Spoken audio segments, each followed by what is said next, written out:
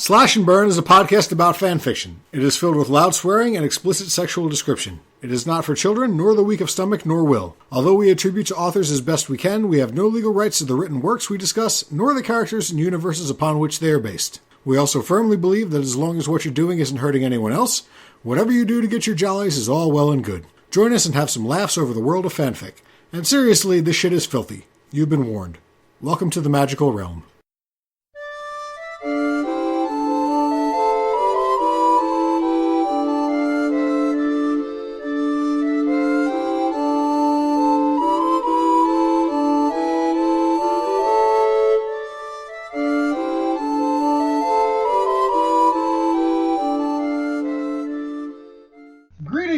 And welcome to our fabulous Return from Hiatus show.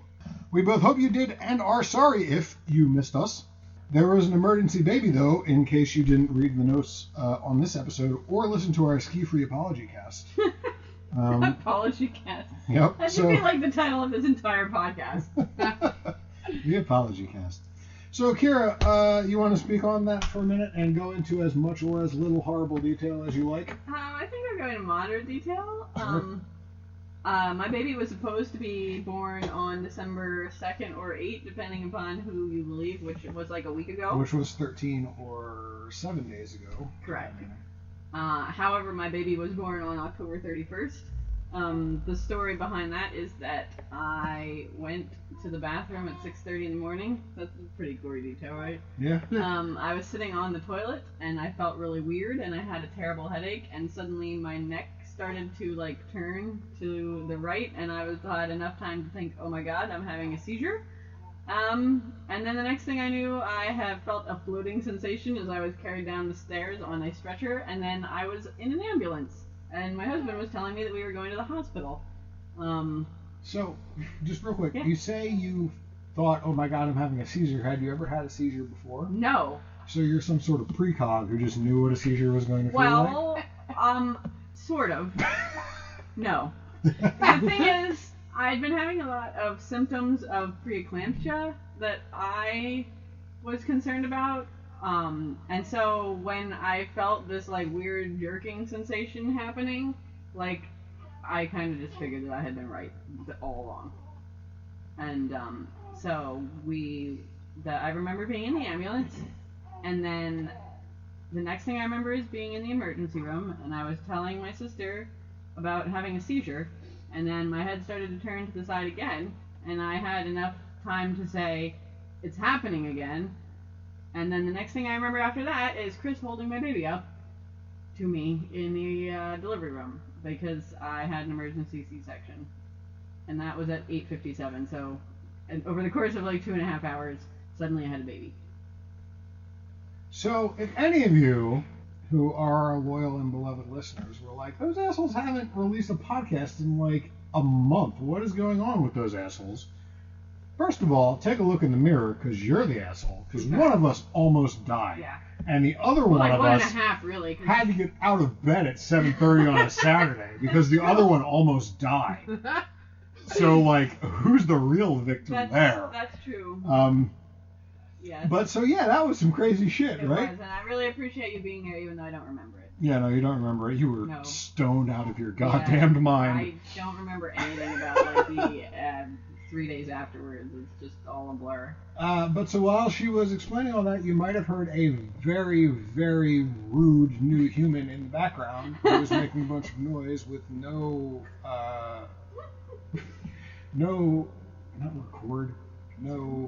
reverence. Yeah. That's not the... Regard. Regard. That's the word I was looking for the fact that we're doing a podcast. And you might have heard yet another human who is much more considerate, given that she has complete control of her faculties, at least as far as I know. That's arguable. Say things like that to help me out because I drank too much alcohol to remember words. So not only are we returned, but even bigger than that is we are returned, and we've got a guest this week, our first one ever. We made it to episode 10 without having a guest, which might be a podcast record. Probably, yeah. Which is actually episode 11 again. Apologies for that. Gotta make everything work. But so everybody welcome Hannah to the podcast. Hi, guys. So, Hannah, how did you get this incredible, amazing opportunity to be our first Slash and Burn guest? Well, I believe it was last year at this point. Steve and his lovely wife Megan, who is one of my dear, dear friends, threw a Mario Karty, which was a Mario Kart tournament. It was super awesome. There were all kinds of fun prizes, including a trophy for the grand prize winner. I was not the grand prize winner because I actually kind of suck really bad at video games. But I did get to be a guest on the Slash and Burn podcast, which is really exciting because I have a lot of experience with reading, writing, and mocking properly bad fan fiction. So thanks for having me, guys. Yeah, no, great. And at the time that we had that party, I don't think that we were actually actively doing the podcast. No, I don't think you were. So you might have been completely sold a bill of goods on that prize, but for once we actually stuck with the thing that we're doing. Weird. So it actually ended up paying off. It took like years, but we did it. Yeah, years. By years, you mean our entire lifetimes. Yes. So as our guest, you were also allowed to pick our topic for the episode. So why don't you tell the people what you picked and why? Okay, so what I picked for the episode is Final Fantasy IX, and I know you guys have already done a really great Final Fantasy VII episode. And one of the reasons that I have always really loved the Final Fantasy series is that it opens up a broad world with lots of different characters, sometimes lots of different species, and it gives somebody who's into doing fan work a lot of different things to play with as far as whether they want their stories to be based on, you know, the characters in the world, original characters, stuff like that. The magic systems make it interesting, but for me, the reason I picked Final Fantasy IX is it's one of my favorites because of how genuinely hilarious it can be at times in a way that sometimes other Final Fantasies lack. A lot of Final Fantasies take themselves ultra seriously, and Yeah. this one, had a lot more ingrained humor in it. I love FF9 for a lot of reasons. It's probably my second favorite modern era Final Fantasy after 7. But in addition to me really liking it, I think there were several things that set it up as interesting fanfic material. First and foremost, it has probably the most androgynous main antagonist out of the entire series, even including Kefka, who, if you're not a big Final Fantasy fan, is a clown. I'm Googling right now. Oh, who, a clown with incredibly high cheekbones. Hey, I'm already interested. Who also, right, this guy. Oh, nope, makeup. not into it. Nope, forget it. God, I'm so disappointed. He crosses the hot to creepy threshold really quickly and stays there. Yeah. But in Kuja, I think that they had a main antagonist who was very androgynous, so I thought that might come into some fun. But he's the androgynous in Hunt, though. Gender play, right? He is, but I'm saying that I thought that might be an interesting thing. I legitimately thought that Kuja was a female for the first 2 discs of Final Fantasy IX. As did I. There was a cutscene when you finished disc 2 that led into disc 3 that I don't remember what it contained, but something about it, I was just like, oh my god! In the same way that at the end of Metal Gear Solid 2, I thought I was having some sort of life-altering epiphany when I realized that Kuja was actually a dude. But, so outside of Kuja, the androgynous antagonist, I also thought it was interesting because it went back to the super deformed style of the old SNES Final Fantasies, whereas FF7 was still sort of super deformed, but not as... All the pixels. And FF8 was, like, really not super deformed. Like, FF8 was the first one where they're like, we're going to give these people proper dimensions. These guys look like real guys. They look like actual human beings, sort of. Mm-hmm. And FF9 was like, nah, fuck all that shit. And they went back to the people who were like squat with giant heads and all that kind of shit. Sort of like somewhere between the chibi style and something else entirely. That's Right, not so quite picturing those things having sex is pretty funny, right? Oh, God. And also the main protagonist has a tail, which is prehensile and can probably go into all sorts of holes and stuff. So I thought that might be pretty interesting. But seeing as how we're disappointed with the creativity in most of the works that we discussed, I was also very prepared to be disappointed in Zidane's sexual tail use. So thank you very much for that. We will get to FF9 in a minute. Before we do that, just a little bit of housekeeping. We got some more fan mail. which is great. God, we love you guys. We love it so much. Thank you for sending in messages to slashandburnpod@gmail.com or slashandburnpud@gmail.com. They both direct to the same place. I think you know which one you want to use. But it was pointed out to a writer who didn't give us her actual name, so I'm only going to... Right, but that's not a real name. I don't know if she wants to be referred to that. Referred to as that. Anyway. Sorry, I had a belch there that I had to suppress. That might be edited, or it might not. Depends on the mood that our producer is in and or how much his baby is pissing him off. Currently very much, I would say. Anyway, we got some fan mail. It was pointed out to us based on specifically our FF7 podcast, I believe was the crux of this, when I was talking constantly about how they would refer to Cloud as blonde, or Sephiroth as general, or Zack as black, which seems racist in retrospect, or whatever, that the My Little Pony community created a term for this trend, and that it is lavender unicorn syndrome. So I imagine that that is a reference to a specific My Little Pony. Don't know which one, never watched it, don't really care. But I think that that is a great term. We brought it up in the huddle that Kira and our spouses have, and we instantly had a lot of fun with it, talking about it or whatever. So shout out to that listener, Princess Nightingale. Sorry if you didn't want your... It's spelled weirdly, so you can edit this out too, or you won't, whatever. Thank you for writing that in. We appreciate it a lot. Anybody who wants to write in anything, the last person who wrote into us, we made the thing that they said that they liked the most into the entire episode subject. So, like, seriously, write into... You could tell us that your thing was like raping babies. Maybe we wouldn't do that one. We probably wouldn't do that one. But if it's anything... If We'd it's have like, to bleep everything if out. it's like raping babies minus 10%, we'd probably do that. You should also probably edit out all of the things that I'm saying right now. How about no raping and no babies? Something else. Rape... Listen, there's a lot of rape in the things that we talk I think about. we actually did, yeah, we have done some rape stories, haven't Baby's not so... The baby was pretty much just that one we? Yeah, we bleeped it bonus out. episode. Yeah. Bleeped a lot, but rape happens a lot in fan fiction. It does.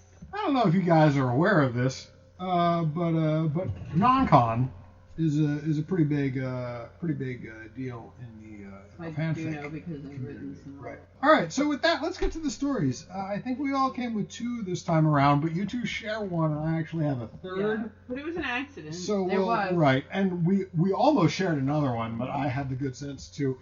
The story that I read was so fabulous that I had to message Kira and ask her if she had also picked that story, and she had. So she's gonna read it, but I'm gonna have some commentary to throw in, I think. So, just real quick recap: Final Fantasy IX went back to the super deformed characters that had been a staple of the Final Fantasy series in the NES and SNES days, based on necessity. This one was on the PlayStation 1, which in those days was just called the PlayStation. But it went back to the super deformed, like squat, big heads, exaggerated features, etc. This one is named Blackberry Dessert. Sounds good. It's by Cute Pigs, is the username on fanfiction.net. And it is a Steiner X Amarant. Now, Fantastic. Steiner is like your stereotypical knight. He's very pious and righteous and moral, and he wears a big suit of armor, and he's very dedicated to protecting his princess. Amarant is a giant with red dreadlocks and enormous hands and feet. If he was in the WWE, he would come from parts unknown. He's just one of those weirdo guys, but he's huge. So keep that in mind when you read this. I don't remember that guy. I guess he does sort of have a Roman Reigns-esque. Yeah, he is very Roman Reigns-y. Thank you. Somebody Elle, do you actually watch wrestling? I should ask you. My husband is a big wrestling fan, so I kind of get the collateral damage of that. Because I've mentioned several times on the podcast how I read a lot about wrestling, but haven't actually watched it for over a decade. I've really enjoyed anything that involved John Cena that's been included in this podcast, just on principle alone. Oh, so you're one of those. No, it's more out of an ironic sense of amusement. Okay, I am one of those keeps fucking happening guys. To me, and I don't get it. Absolutely. What keeps happening to you? That we talk about wrestling? No, that name you just said. John Cena? Yeah. George McGillicuddy? It keeps happening to me. All right, so here's the thing. All right, I'm going to break this down. Welcome to WWE Cast. We're taking over for Cheap Heat, the wrestling podcast that used to be on Grantland.com until ESPN shut down Grantland 2 months ago.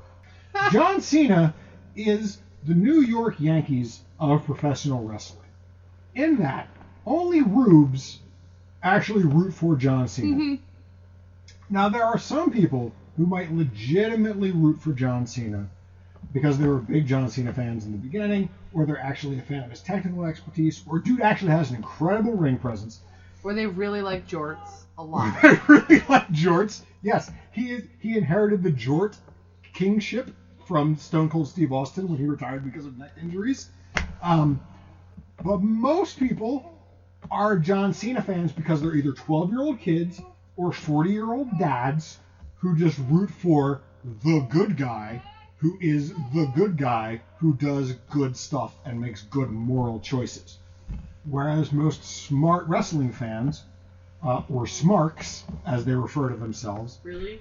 Yes. They have a name. Realize that John Cena is just the face of the company, and they would rather see like smaller guys who came up through the indie ranks and have like really interesting personalities or did a whole bunch of cool things before they came to the WWE. Anyway, where were we? Steiner. Right. Amarant. It was a dark. Nope. Those aren't the words that are on my screen of my Microsoft Surface Pro 3. Stormy night. Nope, wasn't that either. It was dark and quiet in the castle of Alexandria. The dark halls were empty. They were without sound and life, but in a nice way, peaceful way. The walls were covered in tapestries and paintings of old ones who had died long ago. There were a few lights lit. Doesn't seem that dark then, or empty. No. But it was just a soft, dull glow. It was elegant and slightly chilly, frozen like a fairy tale. Mm-hmm. Fairies have tails? Or did they mean fairy tale? I think probably that. Because it's spelled tail like Zidane has a tail. As far as I know, fairies do not have tails. No, fairies don't have tails. I think their only physical thing that's supposed to be different is the wings. Right. That was my thought, too. But down in the kitchen, there seemed to be life. Come on, crush it like you mean it, Amarant grunted. Whoa.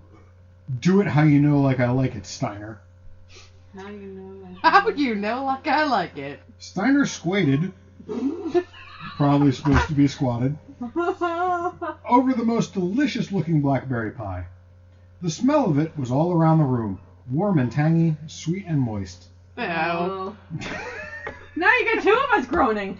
I hate cereal. Welcome to the Moist Cast, where we talk about how most women can't stand the word moist. No, just to interject, it's not the word moist for me, it was the word tangy. I hate the word tangy. Thank you. Welcome to the Tangy and Moist Cast. Moist Tangy. I give up. The Moist Tangy Cast. Moist Tangy would be a great name for a WWE tag team. Right? Oh my god. The pie's crust was golden and slightly browned, cooked to perfection.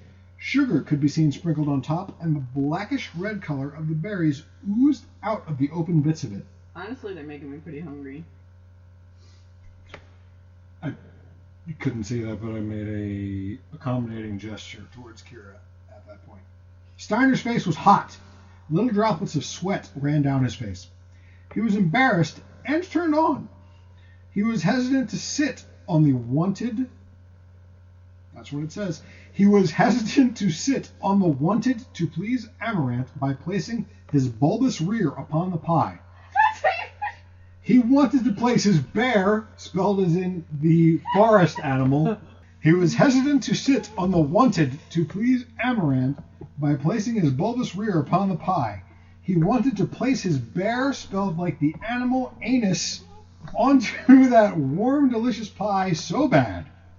But the thought of teasing Amarant turned him on also. He wanted Amarant to wait for his backside to be placed onto the piping hot dessert.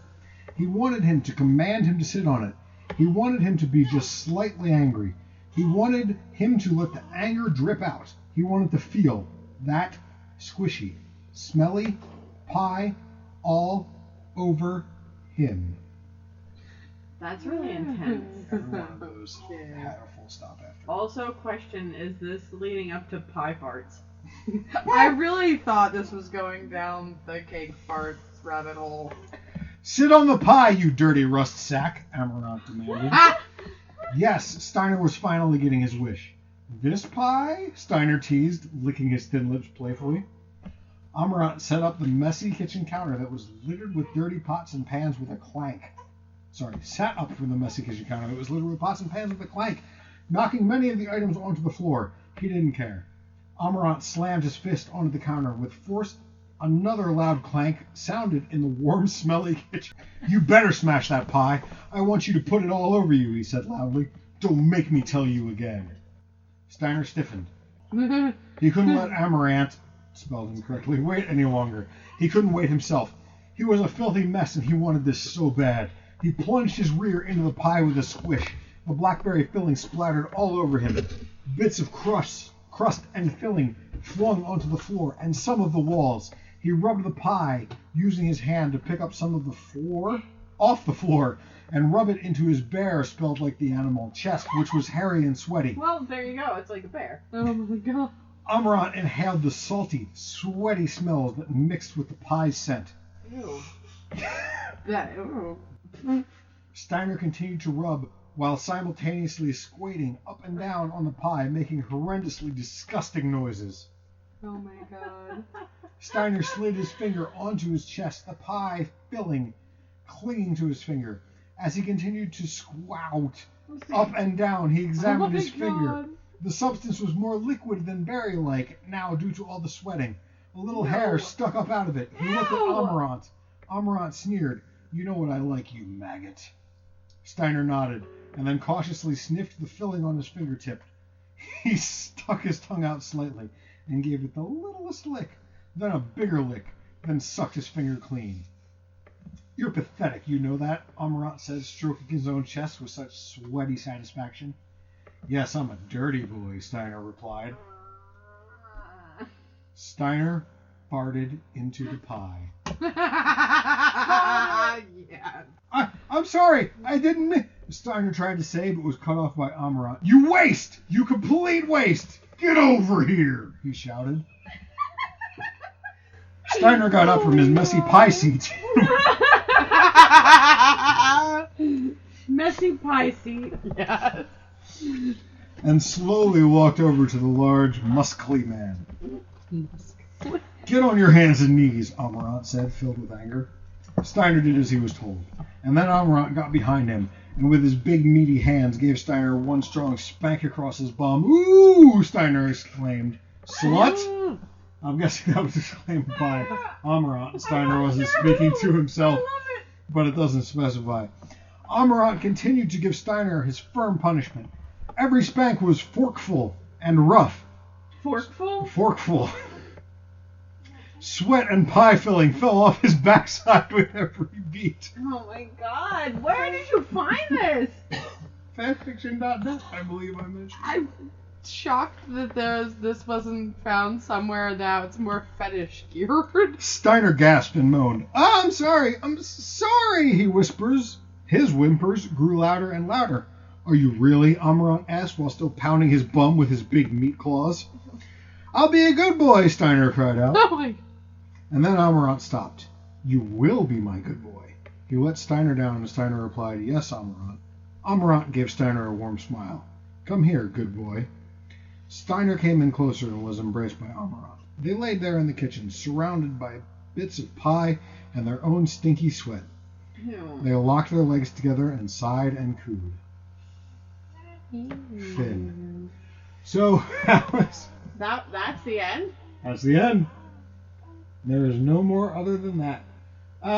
So I thought that was interesting for a couple of reasons. Steiner generally isn't. I mean, he's, as far as it's been, forgive me, 15 years since I played this game, but I only remember Steiner being submissive towards Garnet, not towards other people in general. He was generally very forceful towards other people, I think, so it was weird to place him in this sort of submissive pie-sitting role. And also just because it was weird. Like, food porn is a little bit odd to me. As a lover of both food and porn, the cross-section, for some reason, I think it's just doesn't do a whole lot for me. Too much prep and too much cleanup afterwards. Right, like, the cleanup is really the bitch, isn't it? And, like, also... I would think, anyway. Oh, yeah. I've never actually... Yeah, no. Same, but and, like, with a lot of, food in places, like, that's gonna take ages to clean out. Like, that's how you get ants, etc., etc. yeah, exactly. Exactly. And unsightly rashes and, Yeah, I just... Mm-mm. But I will submit this. If you're going to fuck with a food, I'm not saying fucking a food. You're going to fuck with a food as an accessory to your fucking. Blueberry pie... Seems like the messiest thing you could pick. See, I was going to say seems like a pretty good one. Because it's very visual, right? And it'll get everywhere. So from a cleanup perspective, it's probably not the best. I hope they put down a tarp. But I mean, they live in a castle. They got servants for that shit. You know what I mean? guess. They don't have to deal with it themselves, probably. But it tastes good. And like you said, it will probably get everywhere. So, it's not like... If you were like, God, I'm so into fucking and Cheez-Its. You know what I mean? Like the Cheez-Its... You're just gonna get crumbs, I bet. Right, and that's not... But a blueberry pie, that's gonna get fucking stuck everywhere. You're gonna know that you're having sex on a pie. You're gonna be at work on Wednesday, and you're gonna, like, scratch and be like, oh, like, I missed that spot. Yeah. So it'll, it's really got some staying power. Yeah. And I mean, it's got... They mentioned the smell. Like, I mean, you're gonna... Like, there's a definite pie smell. Again, Cheez-Its, not that scented. Not that fragrant. No. Yeah, fragrant. That's a word. Although, interestingly enough, they're one of those things where the chewing really kind of releases. So maybe if you were really into Cheez-Its but you wanted the smell, you could take a whole handful of Cheez-Its, shove it in your mouth, chew it up, spit it on your lover. Oh, boy. Then it would smell like cheese. Yeah. Delish. Yum.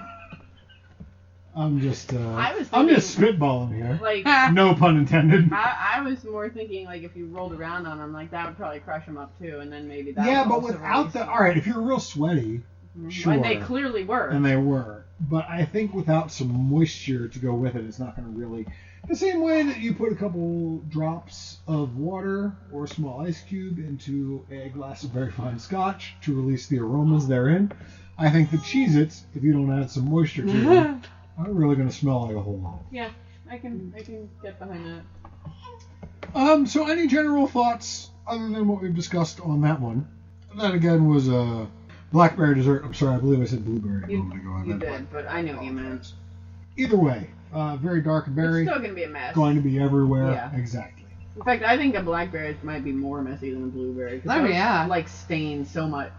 And that's true. And your mention of cake farts was surprisingly, well, maybe not surprisingly, but it was unerringly prophetic.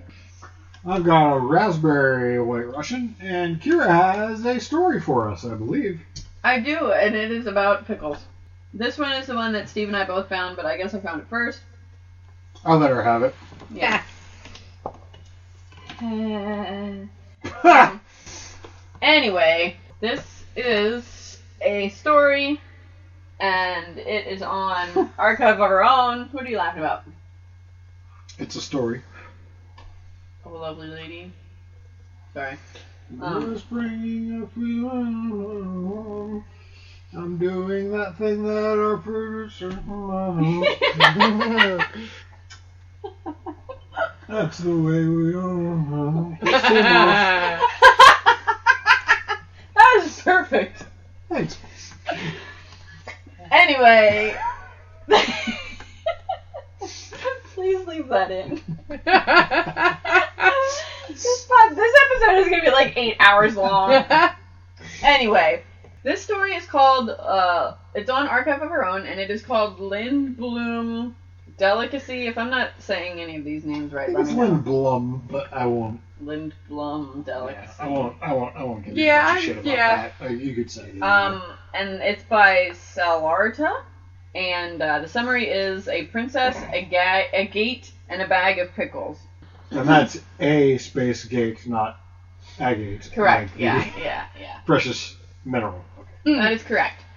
Do you want me to read this whole thing, or I mean, it's really up to you. I have some observations because I got about 2/3 of the way through annotating this story before I had the good sense to ask Kira if she had also picked the story, and found out that she had.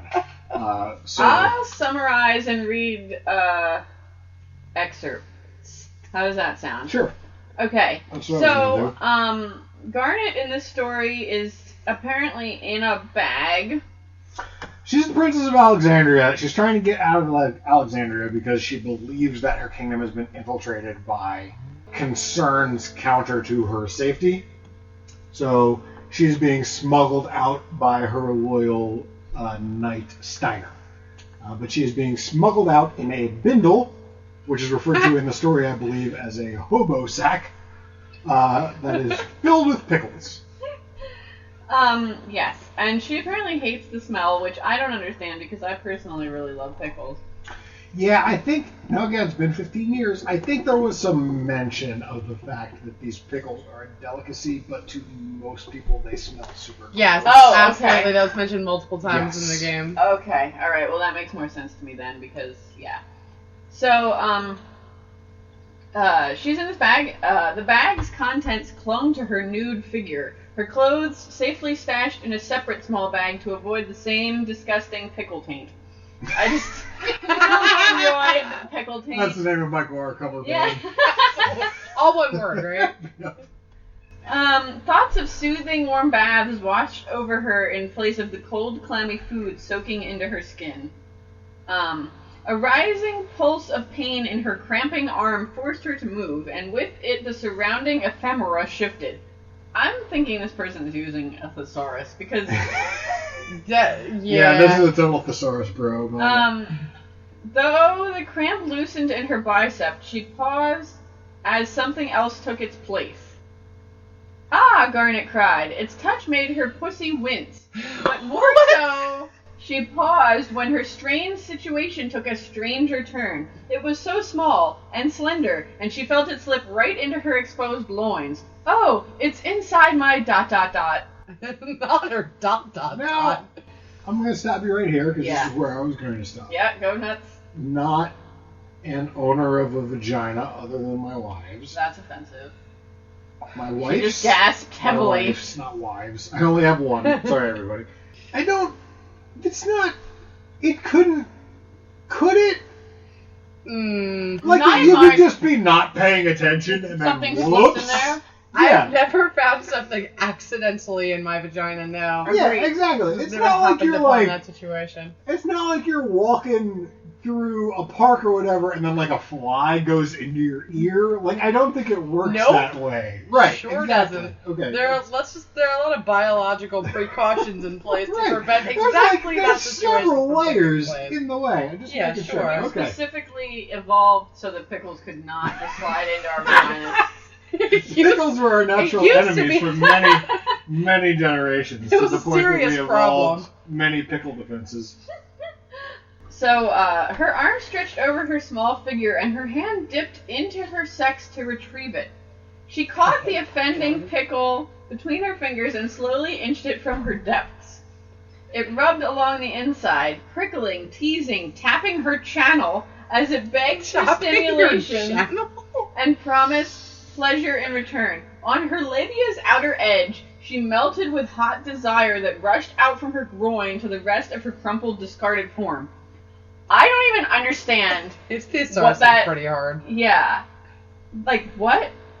Well, she has a really low opinion of herself, where she just thinks at all times She is a discarded husk. Apparently. And therefore... I'm still on her labia's outer edge. She melted with hot desire. What does that mean? That's not I don't where understand. That comes from. It Right. doesn't. It's certainly not the labia's outer edge. And you know, I've read a lot of fan fiction. I don't hear the word labia in a lot of fan fiction. No, so I've also never heard groin used to refer to female genitalia. I thought it's that was loin and groin are two. Yeah, groin is usually... I took a football to the groin. That's some pretty clear dick referencing. What that is.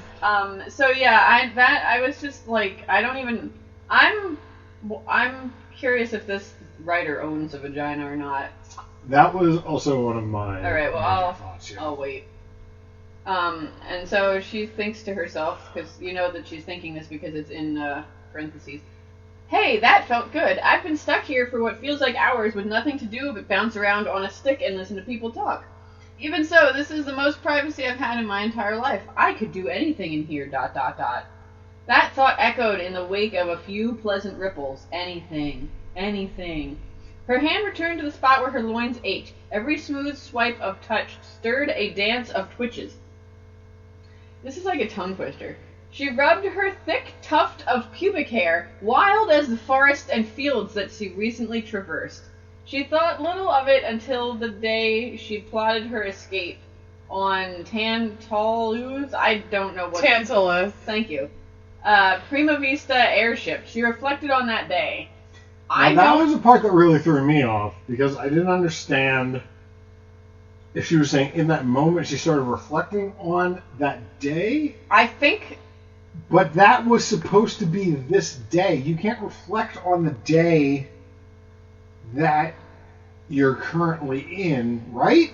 And why were her pubes the trigger for this entire situation? Well, because they're so much like the thick fields or whatever, right? So delightfully evocative of a thicket, I suppose. Wild as the forests and fields. Oh, baby, I'm going to get so deep in your thicket. Oh. Oh my god, please plow my thicket. So, she flashes back to what may have been several minutes ago. That was also my question. I wasn't sure if it was minutes ago, months ago, weeks ago, what this was. And she's hiding behind a statue watching some soldiers pick their butts, basically. She goes into great detail about how... So one of the things about Alexandria in Final Fantasy IX is that the elite fighting corps is made up of all females or whatever, and they're led by a female general. And in this flashback, they talk about these green, I think, leotards that they all have to wear underneath their armor that leaves their ass completely exposed and also gives them 24/7 wedgies, which is not a thing that I remember. But this game was on the PlayStation 1, so the entire ass leotard wedgie area would have been 3 polygons, so maybe I just couldn't make it out at the time. If you squinted hard enough. Yeah. I was confused, so I googled it, and they definitely look real uncomfortable. Oh, really? Mm-hmm. I didn't actually go that far. Yeah. So she's behind this statue, and she's watching what's going on over here. And there's 2 ladies. The Alexandrian soldier dug her finger under the skin-tight edge and picked out her wedgie. A sigh of relief escaped her lips. Sexiest sentence I've ever heard read. And her bare shoulders slacked into short-lived comfort. She pulled her hand away and groaned as the small strip again buried itself between the dunes of her ass cheeks. The dunes. Yeah. So she and the other lady are complaining about this, they're talking basically just about their jobs and people that they know of and, the hazards of the job.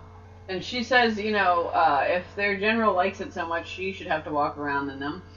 She says, let her be the one to walk around in pasties and a thong that feels like it's made out of a wire hanger all day and see how she likes it. I don't understand how you can put up with wearing a leotard so small your pubes are sticking out. Rachel glanced down at the curly kinks peeking out the edges, looked back up at her fellow soldier and smiled. It's not so bad. I get a nice tingle every time it rubs into my pussy. And nobody can complain about misconduct because it's not my fault they make these leotards so small. And her coworker says, Rachel, that's rude. You want to hear crude? Yesterday I saw Princess Garnet trying on an orange catsuit, and damn, she has a great ass. I'd give anything to shove a strap-on into her big, soft butt. Garnet stared in horror at the soldier's huge helmet. She wants to put that inside of me? She must be insane. That's way too big. Not that I would want her to put anything in my butt, ... Too bad the rest makes her look like a circus midget. It's like she wants to make us laugh at her boy boobs every time she shows her tiny cleavage. Garnet glanced down at her bust, pulled the white chemise away, and frowned at their size. Hold on, sorry. This is the main reason that I was going to read this story, because this next passage is one of my favorite things I've ever read. Would you like to do the honors? If you don't mind. Yeah, really, no, go because crazy. I think it's so fantastic. By all means. First of all, the circus midget I don't exactly get. Also, I don't know why she thought that strap-on meant helmet. I'm also really Is there confused a pun by that. there I that don't know. I'm not catching? I'm not catching it either. No, I don't get it. Also, I googled her, and I don't think her boobs are that small. No, they're like Regular. normal. Yeah. Right. Yeah.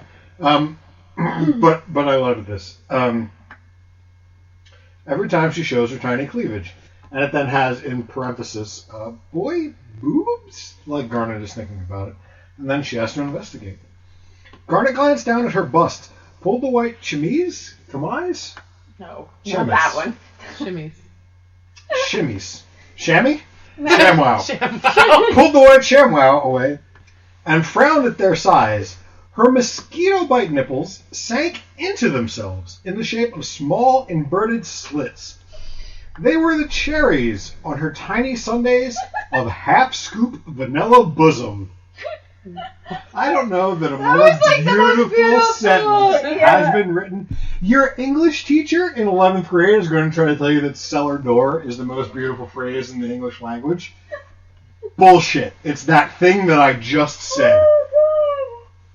She leaned forward to dangle their size full from her chest.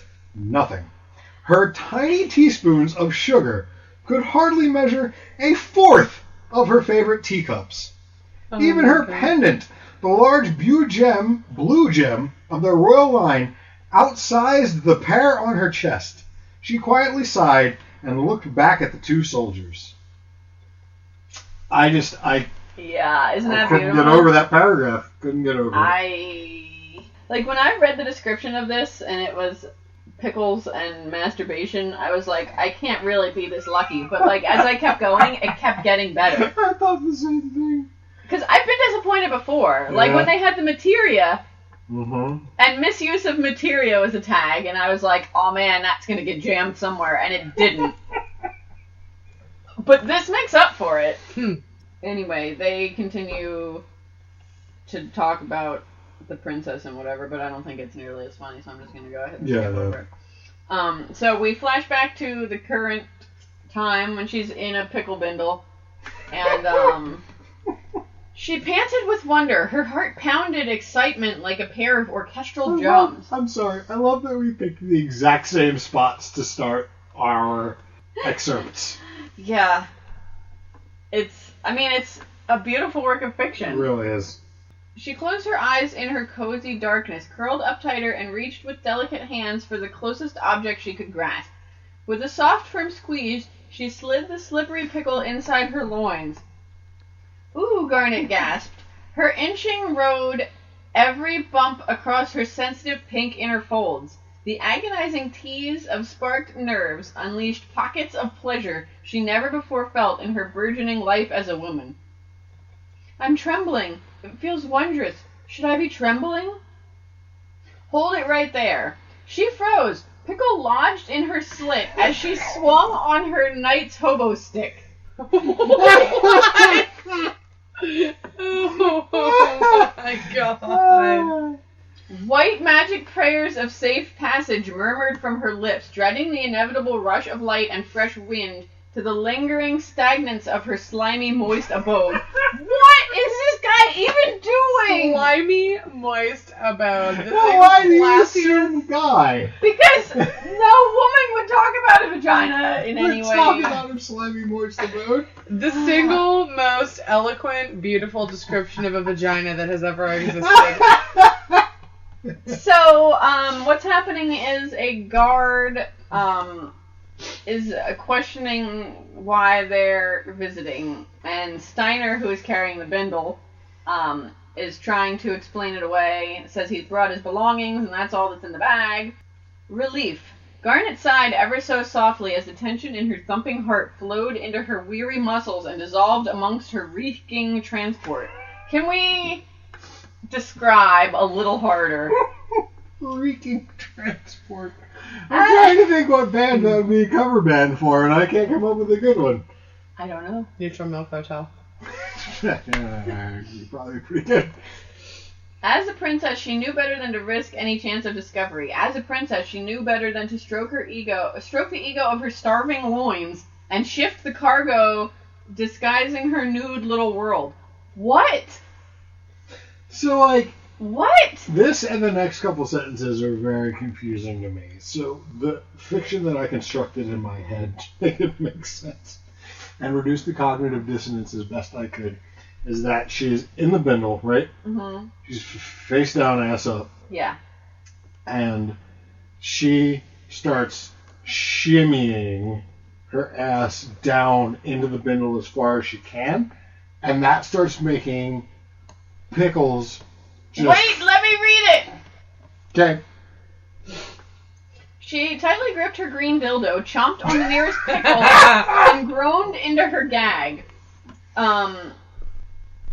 She teetered on the flimsy wooden stick. This is not accurate. She's not teetering on the stick. She's in a bag that's hanging from the stick. We're just teetering from No. the stick. Don't stick up for this one.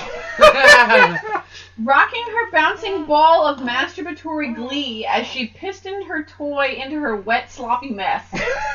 Wow. Wow. That sounds like a kind of sandwich at like a sports bar menu. I would try that. Yeah. It depends how much cheese is on the wet sloppy mess. It's a lot. It is a lot of cheese. Fantastic. Pounds of foodstuff absorbed her sex's noisy squelches while her light gushing mingled with the pickle's Squelches? clear spunk. No. Pickles do not ejaculate. This is not a thing. She inhaled their atrocious scent every time she fought to breathe, unaware that every passing second latched them as aphrodisia in her mind. The overwhelming heat stirred her mosquito bites against her kneecaps. So that's my fetish.jpg is where we're going with this. So, yeah, the guard is trying to untie the knot, and this is when the thing that Steve was just talking about starts to happen. She decides to, here. The guard shouted, "What is this? What is that? What are those rotten things? Are they poison?" So the guard's gotten the bag open. Cold, crisp air slipped through the gaps in her pickled cornucopia. No. Her hand retreated as a sharp gust tickled her pink-flushed mound and the rosebud below. So, okay, the guy's got the top of the bindle open, and I guess he's got a face full of pickles and Right. butt, Right. But as he best I can doesn't tell, but he doesn't know what it notice is. the butt. Oh my God. She shrank... I'm Wait. sorry, go. She shrank into her ball, clamped her eyes, and whispered mental white noise as the guards got a good long look at her royal hiney. Steiner's like, "These aren't rotten, this is just what they smell like. I just brought a lot of food with me because I like it. And the guard is for some reason buying this. I can't believe how many you brought with you," he says. Her buttocks jiggled as the man unknowingly dared to push one of Lindblom's prized delicacies deep into the recesses of the Alexandria Kingdom's beloved princess. Through a pawing, he spread her full, pillowy rear into a welcoming entrance. Garnet counted each one the man secured for Steiner. numbering into the double digits between both holes. With the 11th, she sealed, in quotes, them inside the protective plump of her ass and released a low, mellow groan. Oh no! How am I ever going to get these out of me? I will need to ask for some help when Steiner's not around, but there's no other woman or doctor I can trust for miles. As Garnet despaired, the sound of ruffling burlap and knotting rope cued her to a renewed opening. No wonder Guy Shaw pickles are so popular among Lindblom's women. The smell's horrendous, but the texture... Panting through her nostrils, hair and body slicked with juices of her newfound self-lovers, she dreamily remembered the few famous words by the street vendor that started it all. I'm not going to read the vendor's words because I don't really care. She says she must order hundreds when she returns to the castle. Yeah. Because it would be a crime to keep this treasure from my people. But, yeah, so they continue on their way, and that's the end of the story. So basically what happened there, in case it wasn't clear, because I had to read it a couple times to, could wrap my head around what happened. Yeah, I did the same. The guard opens the burlap sack and sees a bunch of pickles and a butt. Somehow doesn't realize what he's looking at. I don't think he sees the butt. How can he not see the butt if he through pawing parts it? I think he's just like, look at all these pickles, and her butt is just there. Now, in this situation, you have to believe that he doesn't feel that a butt is texturally different from a pickle. Distinctly dissimilar from a cucumber. But I think it's more believable than he sees a beautiful ruby starfish staring back at him. God, get out of my house. And he just decides that it's a pickle receptacle? Yeah, because it says that he secures the pickles for him. This looks right. This looks like part of it. Right. Well, this is what pickles come out of, clearly. This is how they're born. I remember 4-H club when I was in elementary school. Pickles come out of a pink sphincter. Right. I was also very confused by that bit. I didn't understand, but that was the mental leap that I made to make myself okay with what I was doing. And so he crammed literally 11 pickles between both holes. Both holes. Which seems tough unless that's what you're trying to do. Well, he secured them. So clearly he saw her butt and her whatever horrible euphemisms the guy used. And decided that those were places to put pickles. You seem so sure that this was a guy. I have to believe that this was a guy. Or it's a woman who knows nothing about her own body.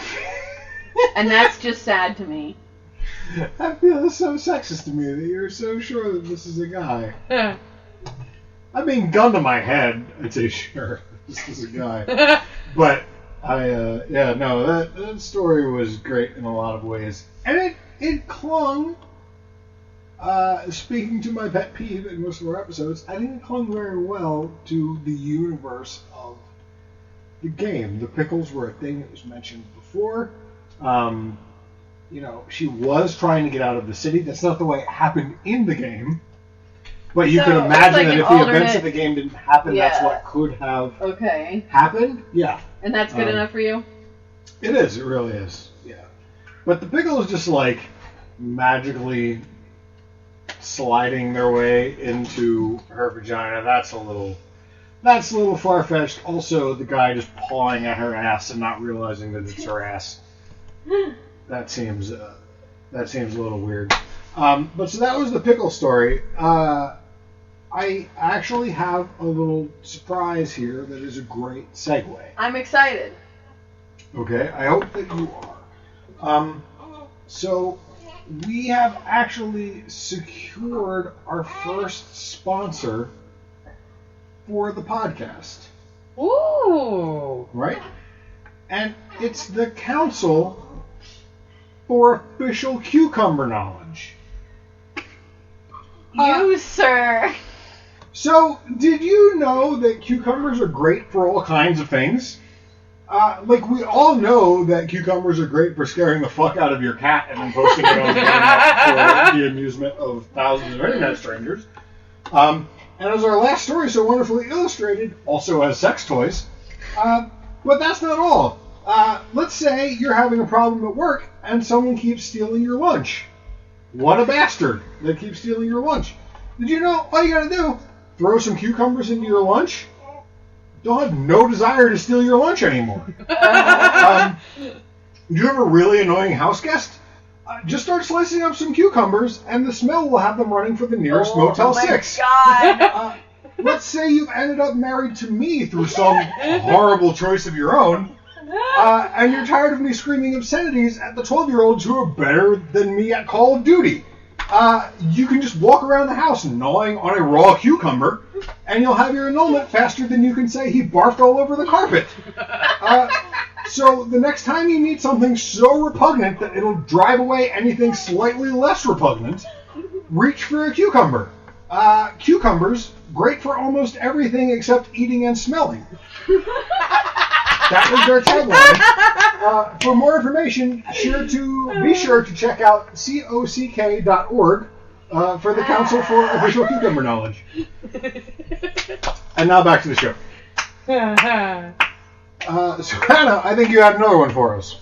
I do. The story that I have in addition to my last one is one that Kira has also discovered in her That's true. fanfiction travels. If you want to do the honors, I can interject as Steve just did to me in this Sure. story that we both shared. That sounds great. I am just going to load this guy up right here, right now. Okay, the name of the story is No by author Kurai-Oni. That should have told me all I need to know, is how I felt about it. Amen. The story description of No is, don't read this unless you hate yourself. I do. I also found this story, even though I didn't pick it as one of my stories, and that was one of the things that drew me into looking at it. Oh, absolutely. Because whenever somebody leads with that, I kind of can't help myself. I find that whenever authors break the fourth wall in their introduction, it's always going to be a really good story. Like that one from the Jurassic Park story where it was about the pregnant lady who let herself get fucked by all the raptors and then they ate her baby. Yeah. Yeah, that kind of thing. For the story No, instead of reading the whole story, what I have done is broken it down into some truly excellently bad points throughout the story that I find particularly heinous. Should I pause for a second? Yeah, probably. Alright. So. No, you can go ahead. Alright. The story opens on our monkey-assed hero finding himself with a bird's-eye view of Vivi taking a shower. I, for one, never thought about the initial logistics of our magical homebirds taking a shower, but, here we are. Zidane had tried not to watch, but he was curious. He'd never seen Vivi without his hat on, and there it was lying next to the shower. So, like a predator after his prey, he slunk closer. Is it slunk? Should it be slinked? Is it slunk? I think Slunk? I don't know. Closer to the curtain and used his tail to push it back just a crack. The young mage was beautiful. He was deathly pale, probably from always being covered up. His hair was as dark as midnight, and his eyes.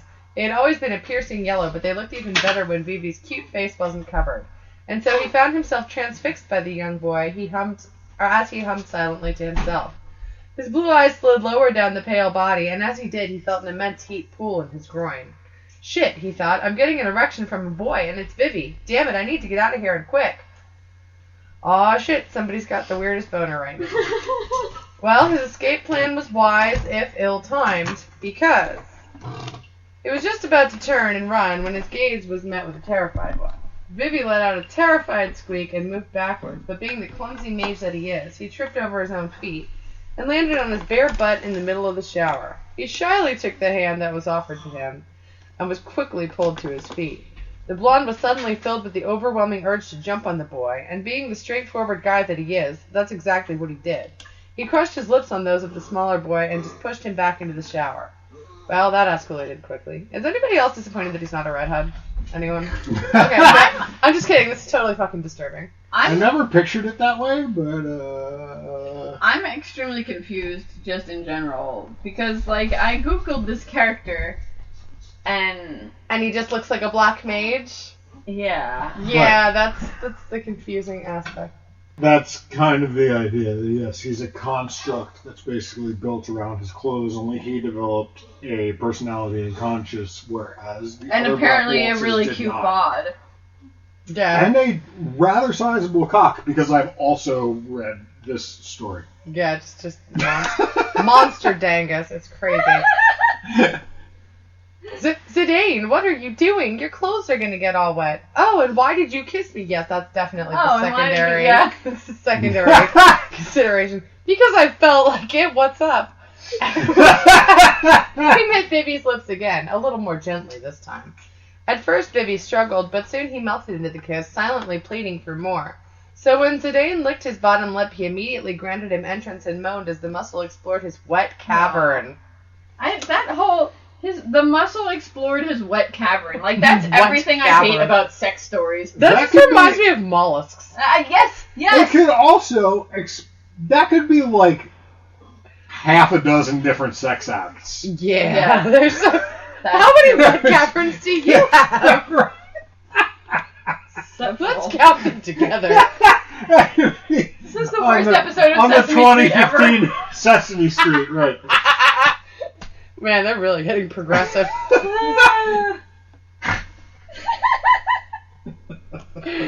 Oh my god.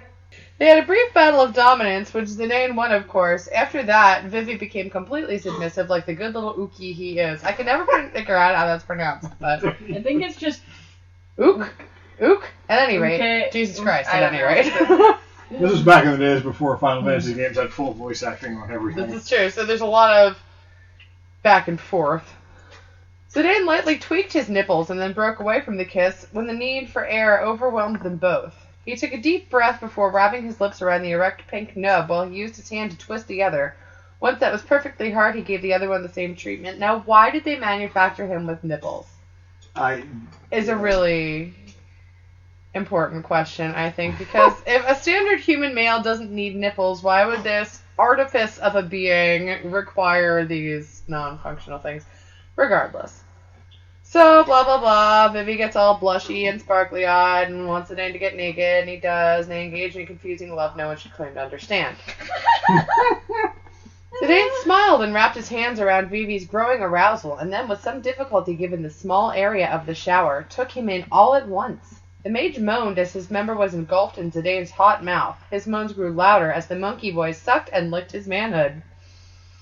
The monkey boy sucked and licked his manhood. Again, another really beautiful sentence. Absolutely. Absolutely. Bring that one up to your 11th grade English teacher when she says cellar door. Do you think I could just, like, cut and paste some of these paragraphs and, like, work them into a really long essay and maybe they'll just be skimming and they won't know? Yeah, they Probably. totally won't pay attention at all. Just do it on, like, War and Peace or something that they also haven't ever read. I'm going to start with this one. The blonde lapped up his partner's seed greedily before letting the limp cock fall from his mouth. See, I think the cock might, even if you're skimming, I think cock you hit instantly. What if it's a story about roosters? Yeah. That was fast. Vivi turned 10 shades redder at that comment. Now open your mouth. The black-haired boy gave him a strange look before obeying. He was surprised when 3 fingers were stuck into his mouth. Suck. He gave a slight nod before coating the digits with saliva until they were perfectly lathered. I agree wholeheartedly. Oh my god. So that's going to be the most unpleasant sounding and feeling thing ever. But anyway, some asshole fingering happens and then the beast with 2 backs is made. However, at least they included that part. I've said before that that's a pet peeve of mine about butt sex scenes, is when they just like cram it on in there with any prep. Yeah, so zero prep, no at least lube, they, no nothing. Yeah. Yeah. Man, are you going to be in for a treat for my final story? Oh boy. Again, he saw stars as soon as his prostate was hit. Ah, Zidane, please hit there again. All too happy to comply, Zidane began thrusting even faster. That's his limit break. Hit that prostate again. Yeah. Angling his thrust so that they always hit that one spot that made Vivi cry out in pure pleasure. After a few more thrusts, orgasm hit. His seed spilled all over their chests. Zidane groaned loudly as the tight wall spasmed around his member, and with one more thrust, he came deep inside of Vivi. And I never want to have to say those words again. The end. So that was Yeah. I also found that story. I kind of skimmed over it because I had already found the story that I'm about to read, and I was like, oh yeah, 2 characters, gay sex, fingers in butthole, does whatever. Like, and I love Vivi. I've said before, I think Vivi might be my favorite Final Fantasy character, despite our producer's protestations to the contrary, where he thinks that he's kind of a generic. Line. Yeah. I think the Vivi is great. I love Vivi. I have a Vivi plush. Do you have sex with it? Not yet, although you give me some ideas. But so I went looking specifically for Vivi stuff, and this was the most interesting one that I found, and even that I was just like, oh yeah, just him and Zidane are just like fucking like it's. I mean, like, some of it is interesting in the way that it's presented, and like you said, and like Kira also reflected, where he's a magical construct that's kind of like made out of clothes that is supposed to be a weapon of magical destruction for an unfeeling army that fell ass backwards into a soul and a conscience. So why does he have nipples or a dick or balls or the ability to climax or like none of that Why stuff would any exist. of these features be included? Right, that's not the kind of thing that I would program into my unfeeling army of destruction. I don't know about y'all. And the second you give him a human body, you have to address the fact that he's basically like 9. So, although to be fair, there was, and I didn't touch on any of it because it made me feel gross, but there were plenty of stories about Iko, or however you want to pronounce her name, who is like, I think she is supposed to literally be 9. Oh yeah, even younger actually. I think like 6, something like that. Yeah. So I mean, it's not beyond the community or There's whatever. Some things I won't touch on a podcast that people are going to hear. Yeah. But I didn't want to go into that either. The artifice of this creation made it feel okay to me. Right, he's not. I mean, I guess if you look at it that way, he's not real. But I mean, he does again have a soul. So, like, what is the meaning of humanity? Sex doll is all. Can we? So that's really his purpose. That's really all it is. I mean, I agree with you that this one, like, it's just 2 guys having sex with each other. Like, there's nothing spectacular about it. The reason I picked it was because of my confusion about the character's appearance. Because, again, I didn't actually play this game. I just sort of half-watched Kylie play it. And as far as I knew, this was just a bunch of clothes that walked around. And suddenly he's like a cute anime boy. I don't understand what happened. Because nothing, again, it's been 15 years, but nothing, even at the end of the game, when you're like, oh, you know, he's an actual, like, conscious being now, and he's created, either lucked into or through his actions created a soul for himself, and he's now an actual human being, even if he isn't made out of organic material or whatever. Right, there's still no reason for him to have any of those bits. Right. So that was very odd. It's like you killed a black waltz and then, like, you know, you took its equipment off so that you could put it on, and it had like a big floppy dick that was just like that wouldn't make any sense. Flopping sadly. Right. I've got one more story, and I think that it's our last. Mine is called. You don't have any more, right? Nope, that was it. I think so. All right. Mine is called "The Meaning of Teamwork," and it is by Zax, X-A-X, on Archive of Our Own. And so Zidane, previously known as Zidane, in this podcast, finds Amarant, who you remember from my first story as a like 7-foot or maybe taller humanoid guy with enormous hands and feet, who is like bone white skin but like crimson dreadlocks, and he's just this weird gangly motherfucker. I would say his skin's more like blue.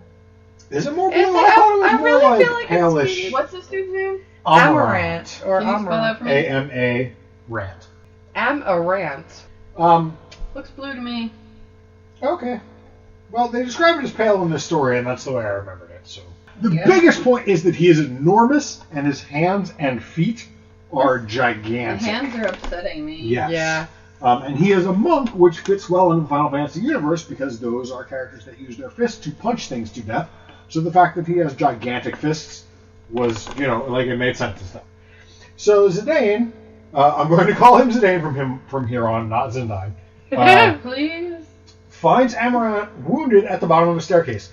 And he helps him get out and back onto the airship. And the whole time that Zidane is helping him out, Amarant is like, why are you doing this? Like, you've gotten all that you can out of our relationship. Like, I'm not a help to you anymore or whatever. And Zidane is like, fuck you, shut up. You're part of the team. You've helped us before. I'm going to help you now. And he helps him back to the airship. Of course he's going to do this because Amarant is part of the team, and he wants to show him what teamwork means.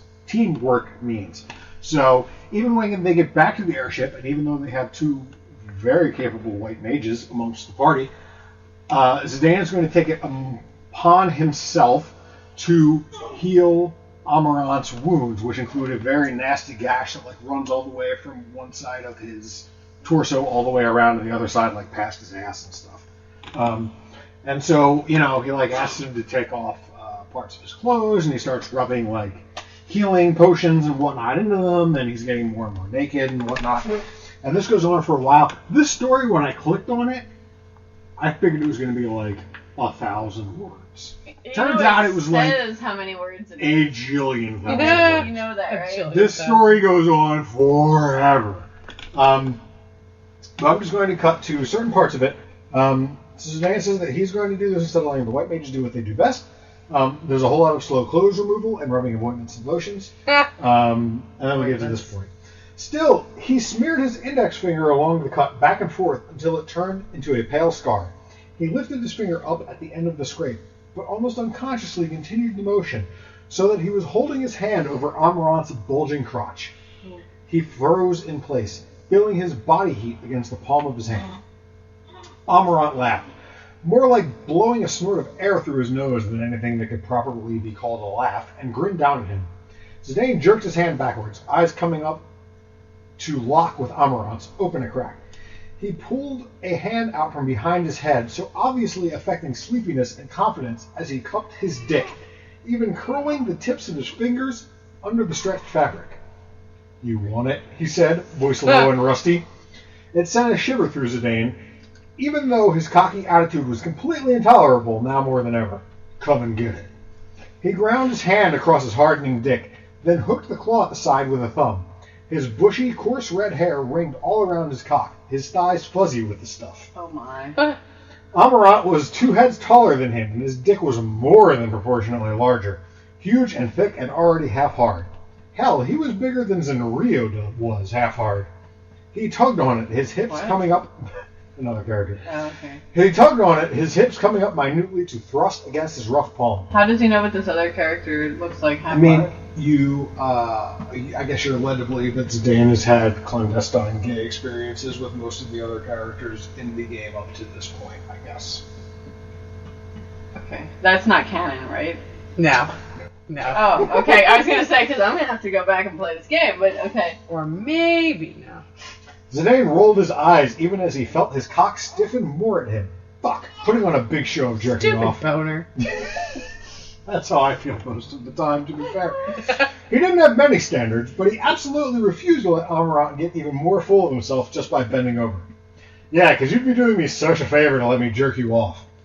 Amarant actually had some sort of facial expression as that, something aside scorn and superiority. Hopefully something like surprise.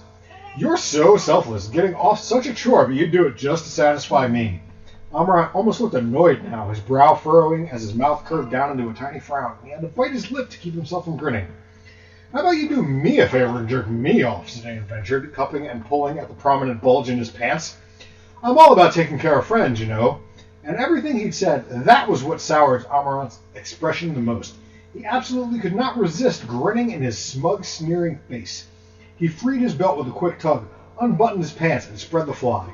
He grabbed his cock and started stroking with long, smooth strokes as Amarant stared. His cock fit in his hand nicely, warm and smooth, with thick, loose skin covering the hard shaft. And, in comparison to Amarant's deathly paleness, was a tanned golden all over. With his free hand, he pushed off his shirt, moaning showily a little, to reveal the thick, downy fur on his toned stomach and above his crotch. What is it with all the pubes tonight? I don't think stomach hair counts as pubes. I think didn't it say it's coming up from? Downy fur on his toned stomach and above his crotch.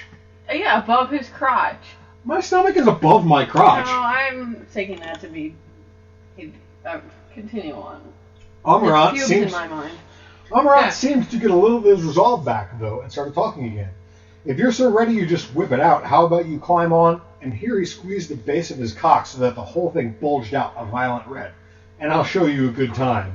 He stroked his cock slowly, smirking like he expected him to be enchanted by the slick smear of wetness at the tip, or the chunky movements of his foreskin as he rolled it Chunky up. foreskin? Ew, I quit. That's my other Guar cover band. Oh my god. As he rolled it up against the head and back down, which admittedly was pretty hot, but it was nothing he hadn't seen from Marcus or Blank before. Zidane crept forward a little. Fucking? Seriously. That's basically, Zidane is a huge slut in this story. Zidane crept forward a little until he was between Amarant's spread legs, their cocks just far enough apart that their hands wouldn't collide as they both stroked themselves. I love this idea of a jerking contest. All I'm where saying you're is just- that bit, the From the whitest kid you know, where the slow jerk. never make them touch. Oh Yeah. my god. I'll jerk off real close to you, but if our hands touch, it is all over. Super gay, yeah. That's when it gets gay. It's only gay if your balls touch. They wouldn't collide as both stroked themselves. I'm going to be honest, Zidane started as he leaned down against Amarant's chest. The idea of a good time isn't letting some thug dump his load in me. Amarant bared his teeth at him, but he continued on. See, I like sex to be fun, with none of your bullshit tough guy acting. Zidane pulled back a little, sitting back on Amarant's spread legs. That was the part. I didn't understand how they were facing each other, jerking off at each other, and then he's leaning against his legs. No, he sat back. But So, sitting like, back means he would go away, so he would have had to turn around No, first. I think he's like, okay, like if What a I'm beautiful sitting ballet. here with my legs spread, right, and someone's sitting here facing me, like he might have leaned back on like this part of my All right, legs. but like, it doesn't say that Amarant's sitting down. I thought that he was standing up the whole Why time. would he be standing if the other one is tending to his wounds? But he's not anymore. Well, I was definitely all right, picturing maybe. him sitting down. Maybe. All right, that makes a whole lot more sense that way, I guess. I'm glad I could help.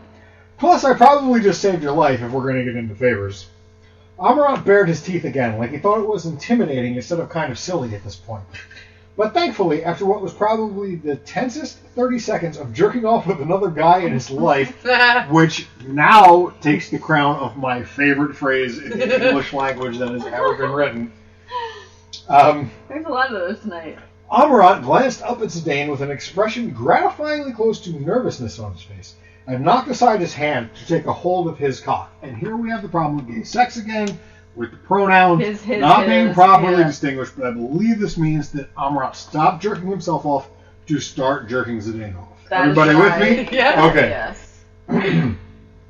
We need diagrams. Zidane couldn't hold in a low moan as his large, calloused hand started stroking him, which drew a nasty look from Amarant. Obligingly, Zidane took his cock in his hand. I'm again assuming this is now a mutual masturbation kind of thing.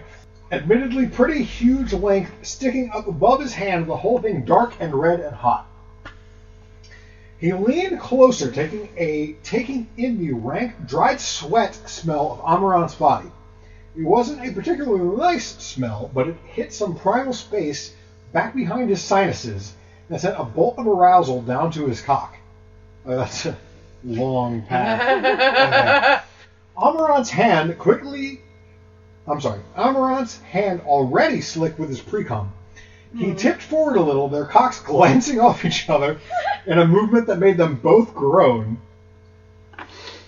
Not a gay man. Never glanced my cock off another man's cock. Would you like to? Not that I don't think so. Again, I'm like 3.5 when loaded.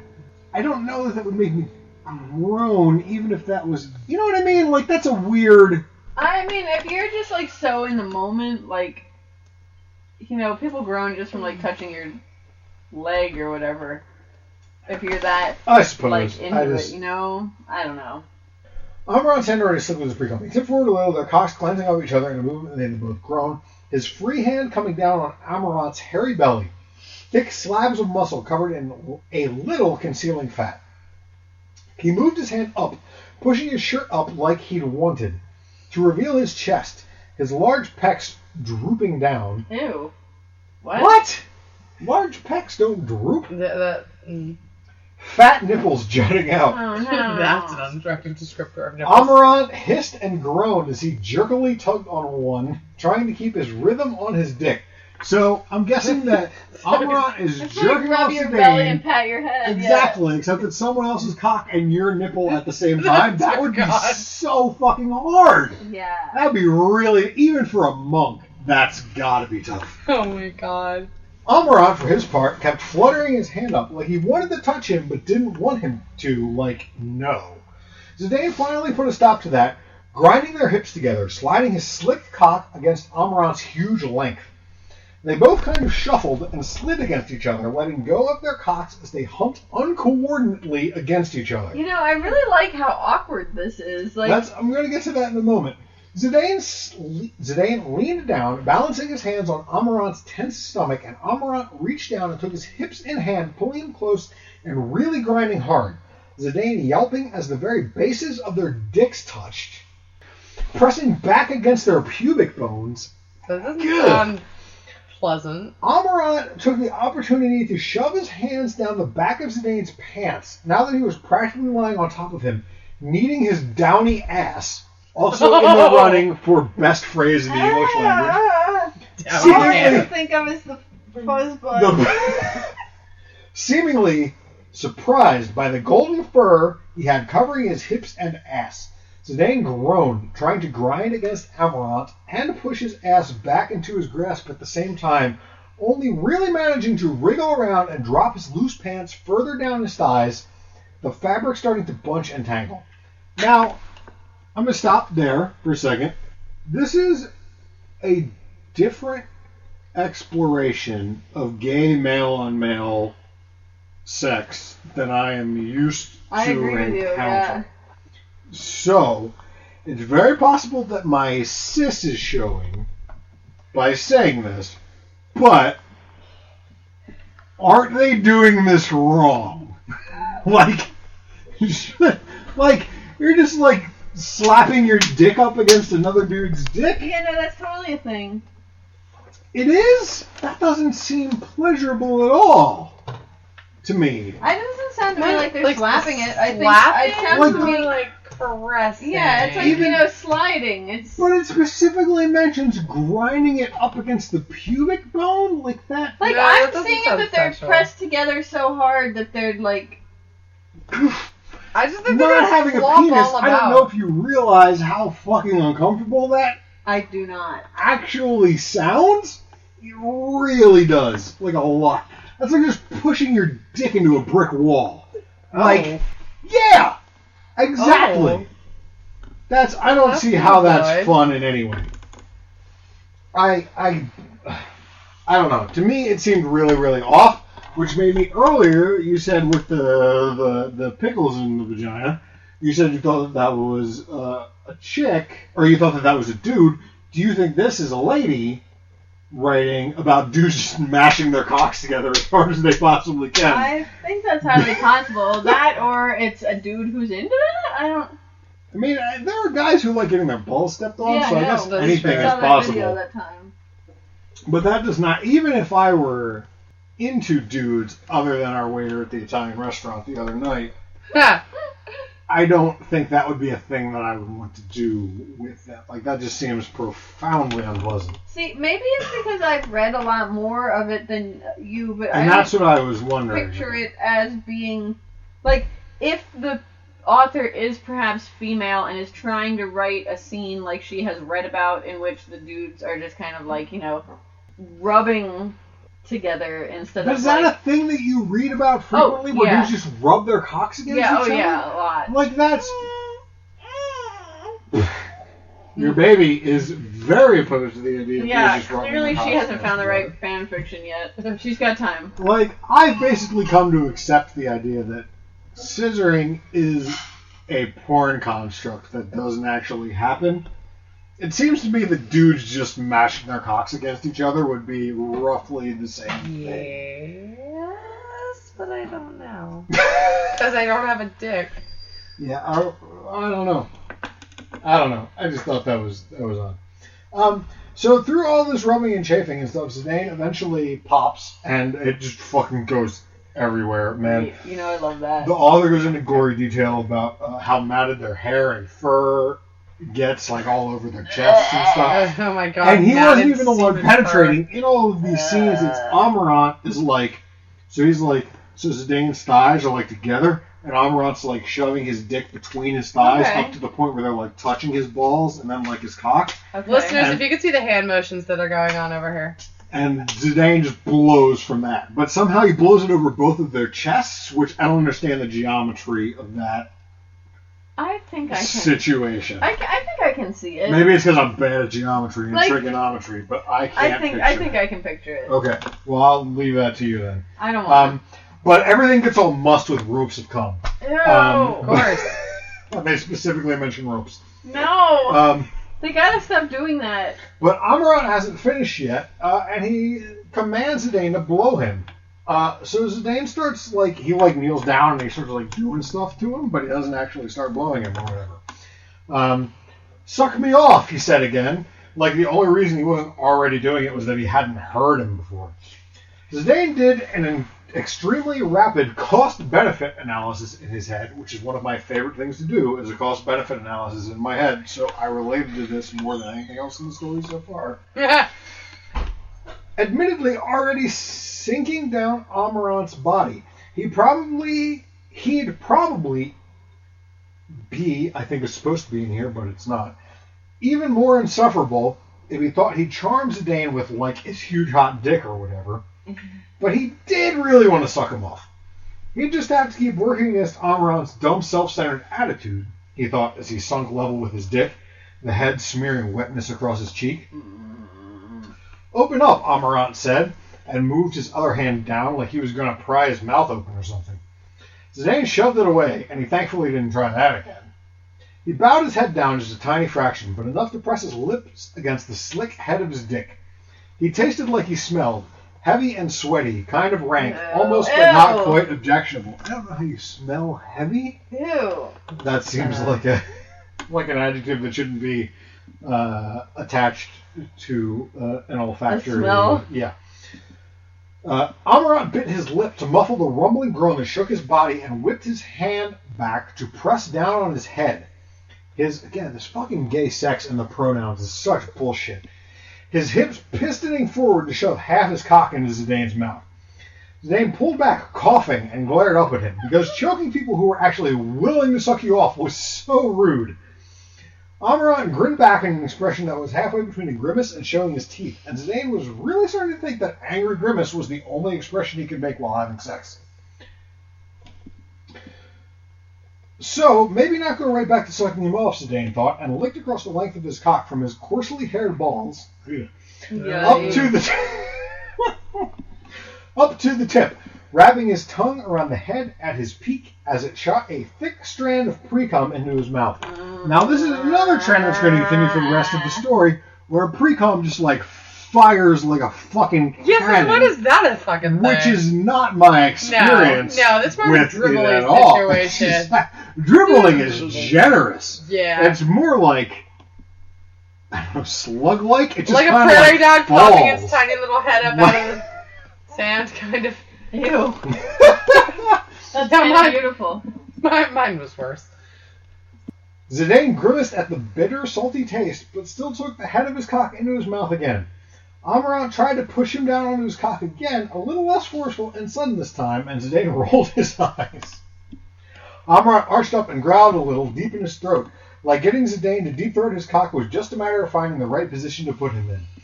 Zidane slid his hands up between Amarant's hairy thighs and resolutely shoved him back, pushing him back flat against the bed. He bobbed back and forth on the tip of his cock, slurping a little on the backstroke, and he could feel Amarant try to thrust forward every single time he started to bob back.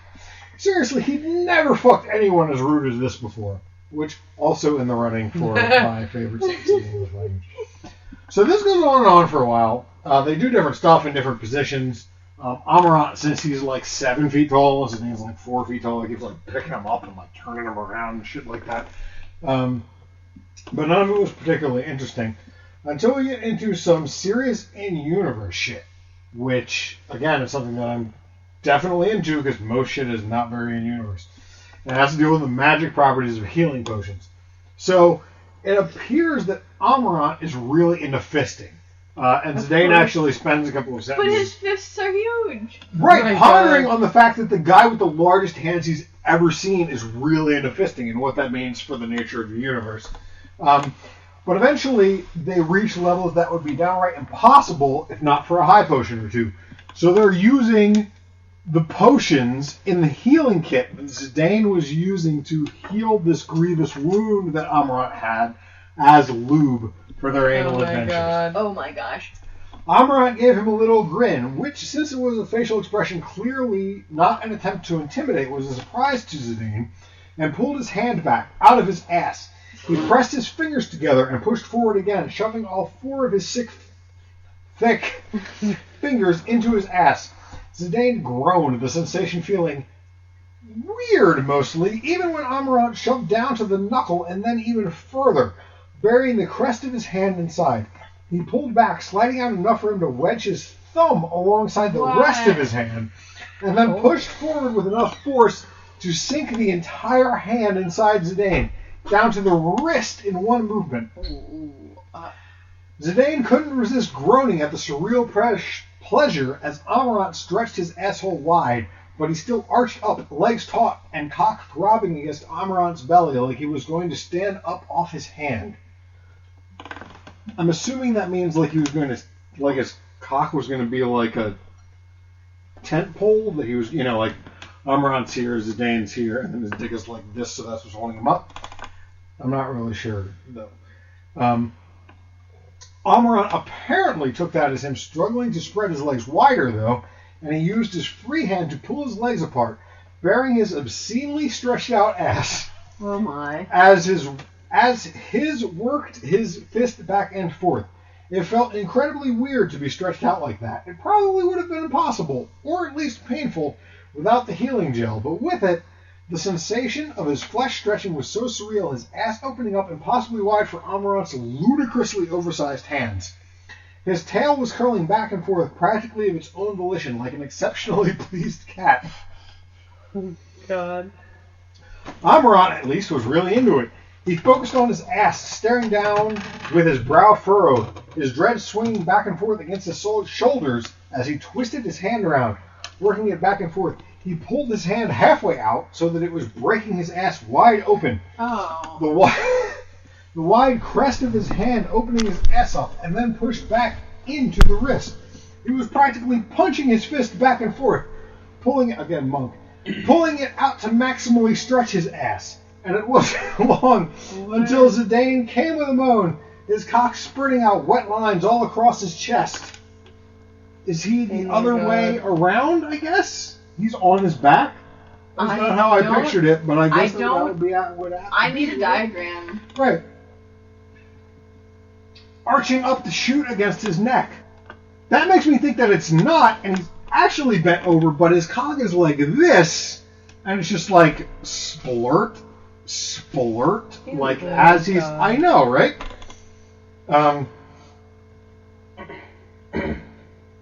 Arching up to shoot against his neck, a few wet lines tangling across Amarant's bearded chin. So now not only is it going splurt on himself, but it's shooting over his shoulder, which means that shit is at like a 70-degree angle, at least, right? That's really, truly horrifying. Amarant reached down to stroke his cock, coaxing out his load, and brought their cocks together. Coaxing. His cock softening, but still huge as he stroked, quickly smearing his tacky fluids all over Zidane's dick. He leaned closer, locking lips with Zidane, As he milked out the final dregs of his orgasm, wet drops scattering across their stomachs. Again, I don't get the positioning here. But then he pulled his hand back and punched it forward, sending it deep into Zidane's ass. Oh my god. The So he huge punched muscles him in the of his asshole. forearm stretching out his red, raw asshole. Ew. Zidane yelled against his mouth, breaking apart to suck in gasping breaths, and his cock shot off again, lancing bolts of cum against their necks. What? Lines meshing into Amarant's beard before Zidane went limp, panting. Amarant tried it again, pulling back and sending his fist crashing down deep inside him, and his whole body rocked like he'd been shocked, his cock once again spreading out a long line of cum. But then he tugged his arm out of Zidane's ass with a wet sucking sound, pulling one final spasm of cum from Zidane's dick. Then Zidane gets up. He starts to walk out of the room. Amarant says something like, "You thought that was great. Next time I'm going to fuck you."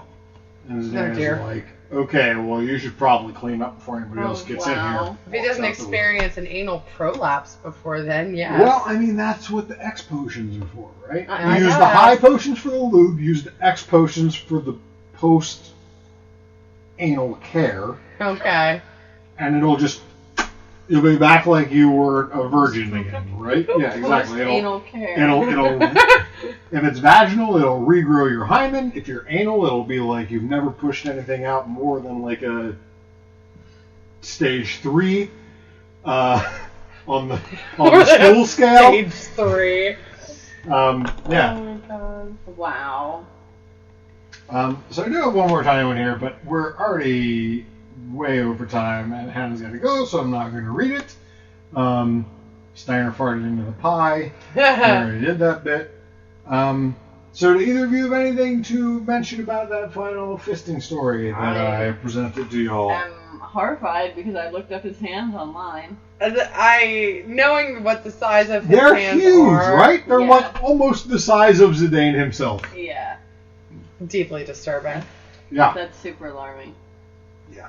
And I have been playing a lot recently of Final Fantasy Record Keeper, which is a phone game which you go back through the storylines and collect the characters from all of the previous Final Fantasy titles.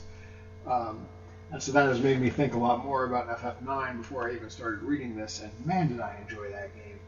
And I enjoyed that game so much that I don't even think that this is going to stop me from enjoying that game or lessen my enjoyment of that game. It is going to make me want to, well, not this, but playing Final Fantasy Record Keeper makes me want to play through it again.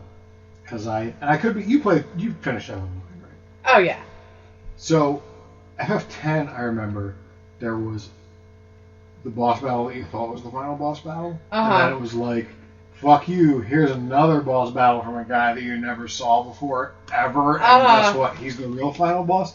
Was FF9 also that way, or am I misremembering? Oh, no, it absolutely It was. was? Okay, It that's was. what I thought. And I can go into a little bit of detail on that if you want. Sorry.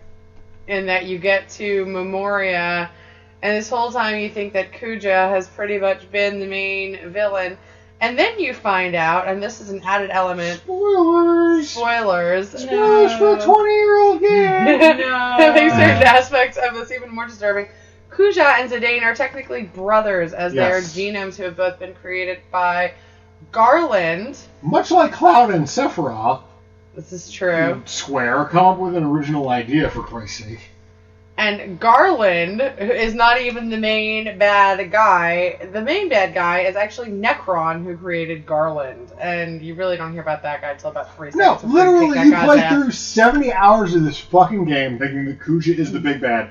You beat Kuja, and then this guy literally comes out of nowhere Yeah. who you've never seen before. You have no and emotional is connection like, to this. guess what? villain? I was actually the bad guy the whole time, and then you have to beat that guy to finish the game. Basically, It was really, in what is otherwise an excellent game, it was my one point where I was like, what in Really, the guys? fuck is this? Yeah. Anyway, so that was Final Fantasy IX, and our first guest spot.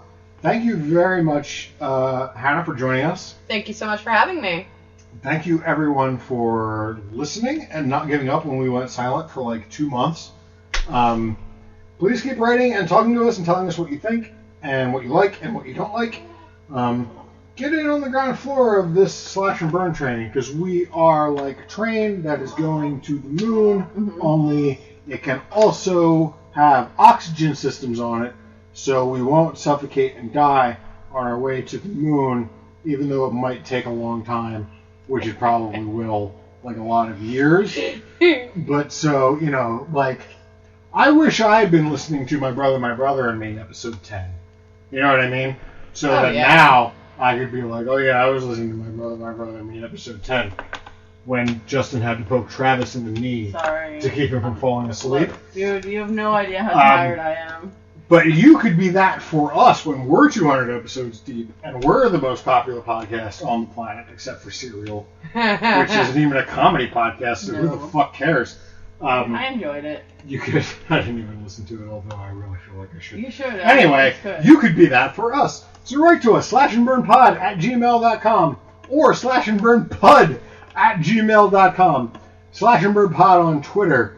I am at Procrastinarian. She is at Empress Kira V. I don't have anything to plug. Kira, you probably don't have anything to plug except your baby, which you probably don't want strangers on the internet to know the name or race or face of, so we'll leave that alone. Hannah, do you have anything you would like to plug? Well, the only thing I can think of is that I'm a graphic designer. I do custom designs for parties as well as making digital paper and scrapbook accessories.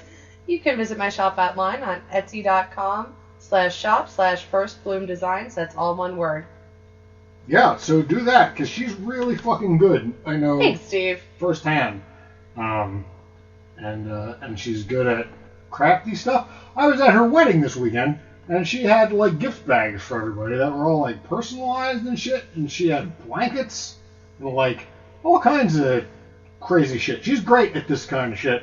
If you need some crafty shit done, then Hannah is the one to do it for you. I'm your crafty shit guy. She is your crafty shit guy.